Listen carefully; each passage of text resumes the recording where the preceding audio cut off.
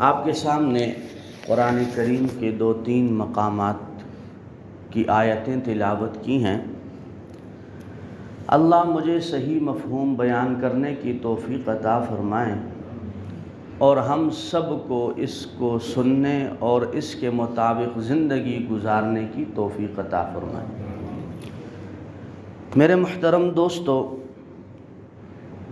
جو آیتیں میں نے پڑھی ہیں، اللہ اس میں فرماتے ہیں کہ کل نفس ذائقۃ الموت، ہر انسان نے موت کا ذائقہ چکھنا ہے۔ وَإِنَّمَا تُوَفَّوْنَ أُجُورَكُمْ يَوْمَ الْقِيَامَةِ، اور قیامت کے دن اس کو اس کے اعمال کا پورا بدلہ دیا جائے گا۔ فَمَنْ زُحْزِحَ عَنِ النَّارِ، اور جو دور کر دیا گیا آگ سے، وَأُدْخِلَ الْجَنَّةَ فَقَدْ فَازَ، اور داخل کر دیا جنت کے اندر، فقد فاز، تو اس نے کامیابی پا لی۔ اسی طرح ایک اور مقام پر فرمایا کہ اینما تکونوا یدرککم الموت، تم جہاں کہیں بھی ہوگے تمہیں موت نے پکڑ لینا ہے۔ ولو کنتم فی برج مشیدہ، اگرچہ تم مضبوط قلعوں کے اندر کیوں نہ ہو۔ اور اسی طرح ایک اور مقام پر اللہ تبارک و تعالی نے فرمایا قل ان الموت الذی تفرون منہ فإنہ ملاقیکم، بے شک موت نے آنا ہے، تم موت سے کہیں نہیں بھاگ سکتے۔ فإنہ ملاقیکم، اور تم نے اللہ کا سامنا کرنا ہے، ملاقات کرنی ہے۔ ثم تردون الی عالم الغیب والشہادہ، اور اس اللہ کی طرف جب لوٹنا ہے جو علم غیب جاننے والا ہے، وہ فینبئکم، تمہیں بتائے گا، بما کنتم تعملون، کہ اے لوگو تم کیا کرتے تھے دنیا کی زندگی میں۔ جو آیتیں ہم نے پڑھی ہیں، ان آیتوں سے یہی معلوم ہوا کہ موت سے بچاؤ نہیں ہے۔ موت نے آ کر رہنا ہے، اگرچہ ہم مضبوط قلعوں میں کیوں نہ ہوں، بڑی کوٹھیوں میں کیوں نہ ہوں، اعلیٰ منصب پر کیوں نہ ہوں، بینک بیلنس والے کیوں نہ ہوں، جو مرضی ہو، دنیا کی کوئی بھی طاقت ہو، موت سے ہمیں نہیں بچا سکتی۔ ہم نے موت کا سامنا کر کے رہنا ہے۔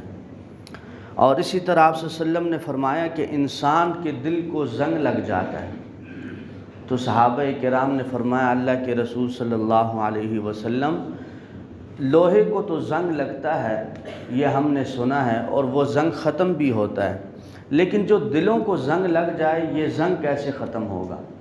تو نبی صلی اللہ علیہ وسلم نے فرمایا کہ کثرت سے موت کو یاد کرو اور اللہ کا ذکر کرو، قرآن کی تلاوت کرو۔ جب اللہ کا ذکر اور قرآن کریم کی تلاوت کرو گے تو تمہارے دلوں کو زنگ نہیں لگے گا۔ تو میرے محترم دوستو، اللہ ہمیں ذکر کرنے کی، قرآن کی تلاوت کثرت سے کرنے کی، سمجھنے کی، پڑھنے کی، عمل کرنے کی توفیق عطا فرمائے۔ دیکھیں، دنیا کے اندر ہر کسی کو کسی نہ کسی مسئلے سے اختلاف ہے۔ مجھے کئی لوگوں کے کاموں سے اختلاف ہوگا، میرا اپنا زاویہ ہوگا، اپنی سوچ ہوگی، باقیوں کی اپنی سوچ، اپنا طریقہ کار، اپنا زاویہ ہوگا، لیکن موت ایک ایسی چیز ہے کہ پوری دنیا کے اندر اس میں کسی کو اختلاف نہیں ہے۔ پوری دنیا کے اندر اگر تمام لوگ کسی بات پر متفق ہیں، کسی بھی مذہب سے تعلق رکھنے والے ہیں، تو موت کا انکار کوئی بھی نہیں کر سکتا۔ موت ایک ایسی چیز ہے جس کو ہر ایک مانتا ہے اور اقرار کرتا ہے، تسلیم کرتا ہے۔ حضرت جبرائیل علیہ السلام ایک مرتبہ حضرت نوح علیہ السلام سے پوچھا کہ آپ نے جو 1400 سال کی زندگی گزاری ہے، یہ زندگی آپ نے کس طرح گزاری؟ نوح علیہ السلام نے 950 سال تقریباً دعوت کا کام کیا، اللہ کے دین کا کام کیا، اور مکمل ان کی جو زندگی تھی وہ 1400 سال زندگی تھی۔ اب 1400 سال کتنی بڑی زندگی ہے ہمارے حساب سے، ہمارے مقابلے میں۔ اس امت کے بارے میں تو آیا نا کہ 60 سال اس کی زندگی ہوگی، اور 60 سال میں بھی ہمارے کیا کیا خواب ہیں اور کیا کیا خیالات ہیں۔ حالانکہ جس میں آپ اگر دیکھیں تو 15-16 سال بچپنے کی گزر جاتے ہیں، کچھ عرصہ 5-10 سال مزید پڑھائی کی گزر جاتے ہیں، پیچھے کیا رہ گئے؟ 20 سال 25 سال کی زندگی ہے، وہ بھی کوئی زندگی نہیں ہے، مختصر ترین زندگی ہے، لیکن ہمارے خیالات اور خواب بہت بڑے ہیں۔ تو میں بات کر رہا تھا کہ حضرت نوح علیہ السلام نے کہا کہ مجھے 1400 سال زندگی گزار کے یوں لگا کہ جیسے میں ایک دروازے سے نکلا ہوں اور قریب میں دوسرے دروازے میں داخل ہو گیا۔ اور اگر ہم بھی اپنی زندگی کو ایک لمحے کے لیے مشاہدے کے لیے رکھیں سامنے، تو ہمیں بھی یوں ہی لگے گا کہ ابھی بچپن گزرا ہے، ابھی جوانی آ گئی، ابھی بڑھاپا آ گیا ہے۔ کل میں ایک مریض کو ملنے گیا، وہ چل نہیں سک رہے تھے بیچارے، تو کہا کہ میں یہاں سے کراچی کپنی تقریباً روزانہ پیدل جاتا تھا۔ تو میں نے کہا، میرے ساتھ ایک ساتھی بیٹھے تھے، انہوں نے کہا ہو سکتا ہے 20-25 سال پرانی بات ہوگی۔ کہا نہیں ابھی 5-6 سال پہلے کی بات ہے۔ تو انسان کی یہ حقیقت ہے میرے بھائیوں بزرگوں کہ لمحوں میں صحت خراب ہو گئی، عمر ہو یا نہ ہو، لمحے میں موت آ گئی، پتہ ہی نہ چلا۔ تو میں عرض کر رہا تھا کہ آپ صلی اللہ علیہ وسلم نے فرمایا کما تعیشون تموتون کما تموتون وتبعثون، کہ جیسے زندگی گزارو گے اسی طرح موت آئے گی، اور جس طرح موت آئے گی اسی حالت میں، جس حالت میں انسان مرے گا اسی حالت میں قیامت والے دن اٹھایا جائے گا۔ اگر قرآن کی تلاوت کرتے ہوئے مر گیا تو اسی حالت میں اللہ اٹھائیں گے، نماز پڑھتے ہوئے دنیا سے رخصت ہوا اسی حالت میں اللہ اٹھائیں گے۔ اور یہی اصول زندگی کا اور موت کا بھی ہے کہ جو ہم سوچتے ہیں، جو ہمارے ارادے ہیں، جو ہمارے اعمال ہیں، انہی کے مطابق ہمیں موت بھی آئے گی۔ ایسا نہیں ہے کہ ہم ساری زندگی، ساری رات، سارا دن گانے سنتے رہیں، شراب کی محفلیں سجائیں، ناچ گانا ڈانس کریں، اللہ کی نافرمانی کریں، اور پھر یہ کہیں کہ اللہ غفور الرحیم ہے، وہ ہمیں اچھی موت دے دے گا۔ کیسے ہو سکتا ہے؟ اللہ ظالم تو نہیں ہے، ظالم تو نہیں ہے کہ ایک بندہ ساری رات عبادت کرے، ایک بندہ حقوق العباد کا خیال رکھے، ایک بندہ اللہ کی نافرمانی نہ کرے، اس کی اور اس کی جو ساری رات گناہ میں گزارے، موت ایک جیسے آ جائے۔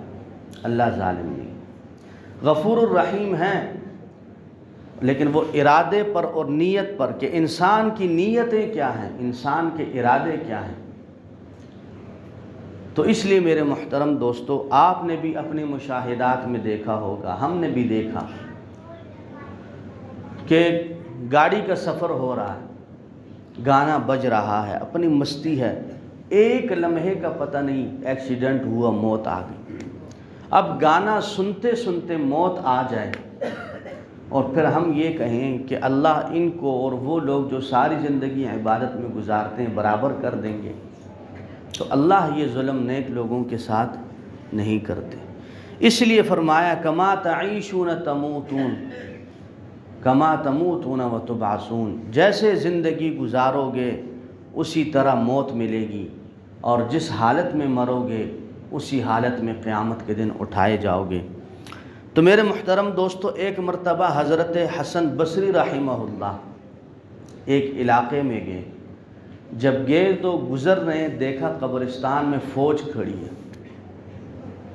پوچھا کہ فوج کیوں کھڑی ہے قبرستان میں؟ کہا جی بادشاہ سلامت آ رہے ہیں۔ انہوں نے کہا میں بھی دیکھوں ذرا بادشاہ سلامت آ رہے ہیں۔ کھڑے ہوئے نظارہ کر رہے ہیں، بادشاہ آیا، فوج کھڑی ہے، وزراء کھڑے ہیں، سٹینڈ ہیں لوگ سارے۔ بادشاہ قبر کے سرہانے بیٹھا اور رو رہا ہے۔ کافی دیر رونے کے بعد کہتا ہے کہ بیٹا میں تجھے زندگی نہیں دے سکتا اگرچہ میں بادشاہ ہوں۔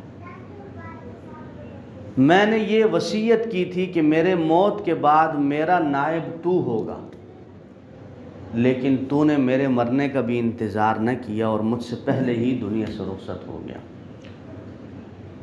اور کہا کہ یاد رکھو اگر بادشاہت سے میں زندگی دے سکتا تو میں تمہیں دے دیتا، اگر میں عمر دے سکتا میں دے دیتا، میرے وزیر اگر یہ کام کر سکتے وہ کر لیتے، میری فوج اگر یہ کام کر سکتے تو وہ کر لیتے، لیکن میں یہ کام نہیں کر سکتا۔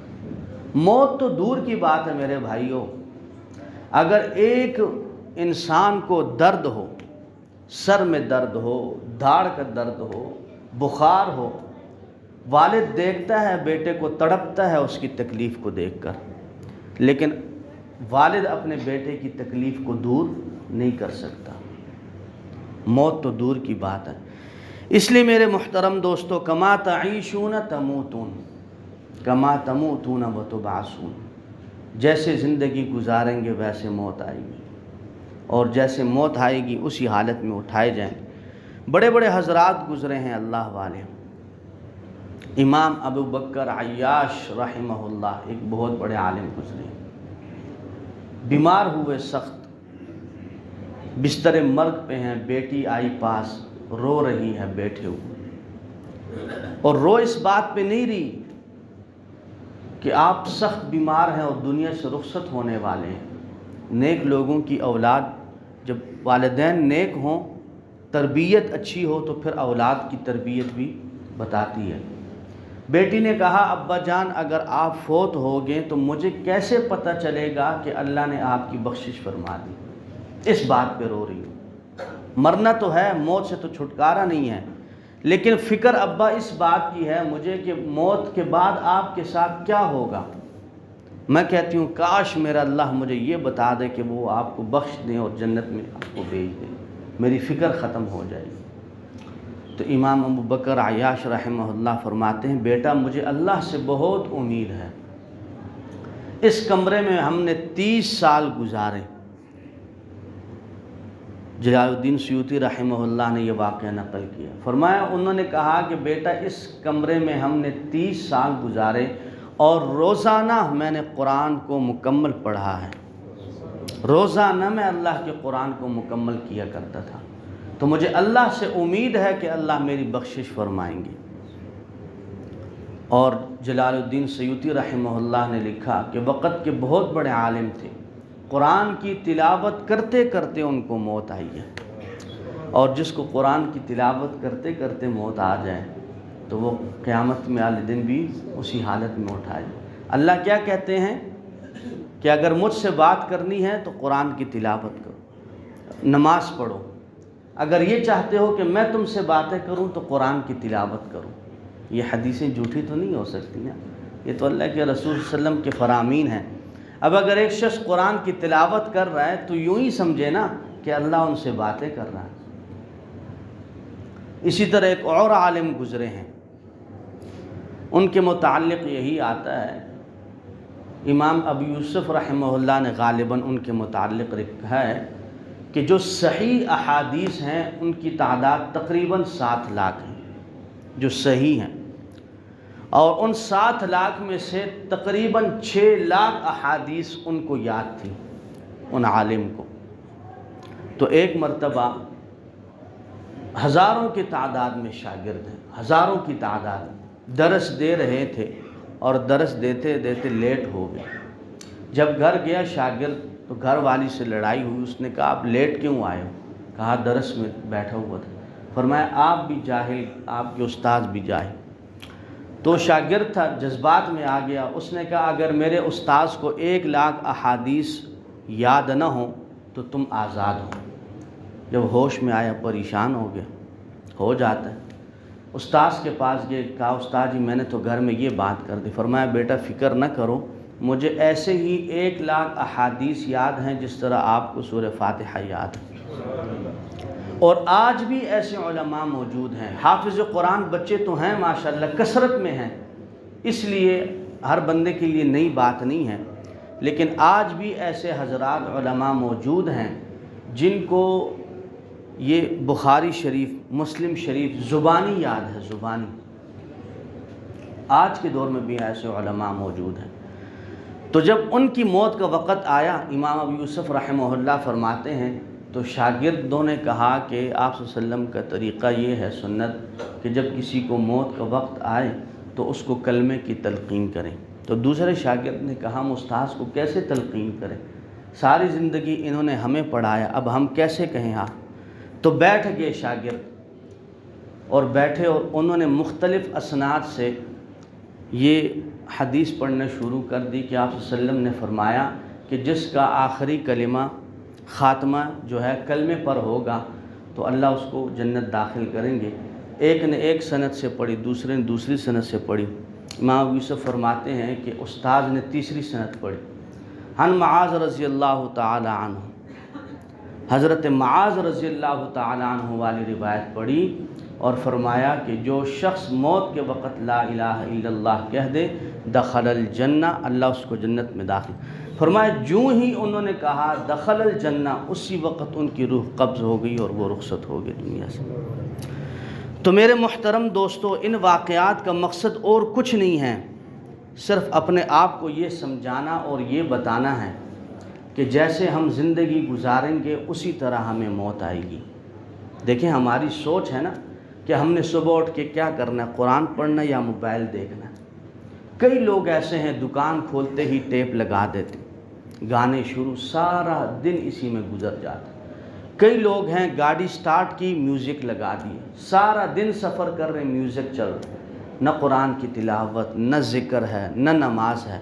اور پھر اگر ایسی ہی حالت میں اللہ کی نافرمانی میں موت آ جائے اور پھر جس حالت میں موت ہو قیامت والے دن اسی حالت میں اٹھایا جائے تو کیا ہوگا؟ حضرت عیسیٰ علیہ السلام ایک دفعہ گزر رہے تھے، ان کا معجزہ تھا مردوں کو زندہ کرنا۔ اللہ نے حضرت عیسیٰ علیہ السلام کو یہ معجزہ دیا ہوا تھا۔ اب وہ گزر رہے ہیں، قبر پہ دیکھا انہوں نے کہ ایک خاتون ہے وہ رو رہی ہیں۔ پوچھا کیوں روتی ہو؟ کہا میری بیٹی فوت ہو گئی، میں صرف ایک دفعہ دیکھنا چاہتی ہوں کہ اس کی کیا حالت ہے۔ تو حضرت عیسیٰ علیہ السلام کو اللہ نے معجزہ دیا تھا مردوں کو زندہ کرنا۔ انہوں نے کہا قم بإذن اللہ، اللہ کے حکم سے کھڑی ہو۔ جب وہ کھڑی ہوئی تو اس کے بال سفید تھے۔ تو ماں نے سب سے پہلے یہ پوچھا کہ بیٹا آپ تو جوانی میں فوت ہوئی ہو، آپ کے بال تو سیاہ تھے، یہ سفید کیسے ہو؟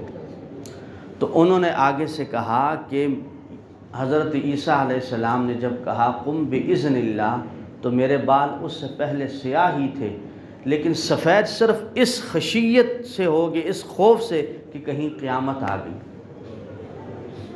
کہ کہیں قیامت آ گئی۔ اور پھر فرمایا اماں آپ نے کیوں مجھے دوبارہ زندہ کروایا؟ وہ جو موت کے وقت کی سختی ہے اس کی کڑواہٹ ابھی بھی میں محسوس کر رہی ہوں، اب دوبارہ مجھے موت آئے گی اور دوبارہ اس تکلیف سے گزرنا پڑے گا۔